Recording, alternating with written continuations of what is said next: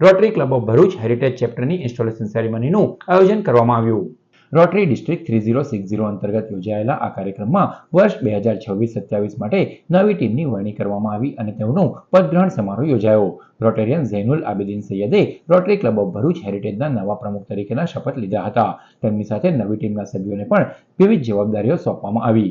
સમારોહમાં installing officer તરીકે past district governor Rotarian Parag Sheth, જ્યારે Rotarian doctor Vanrajsinh Maheda past president તથા આઈએમએ ગુજરાતના પ્રેસિડેન્ટ અતિથિ વિશેષ તરીકે ઉપસ્થિત રહ્યા હતા. વિદાય લેતા પ્રમુખ રોટેરિયન ડોક્ટર ઇરફાન પટેલ દ્વારા સ્વાગત પ્રવચન કરવામાં આવ્યું. રોટેરિયન અયુબ પટેલ દ્વારા વર્ષ 2025-26નો અહેવાલ રજૂ કરવામાં આવ્યો હતો.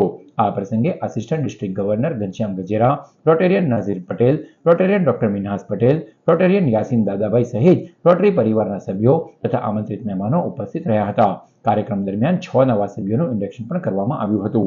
આભાર વિધિ રોટેરિયન ઇરફાન હીરા દ્વારા કરવામાં આવી, જ્યારે સમગ્ર કાર્યક્રમનું સંચાલન હેતલ પટેલે કર્યું હતું.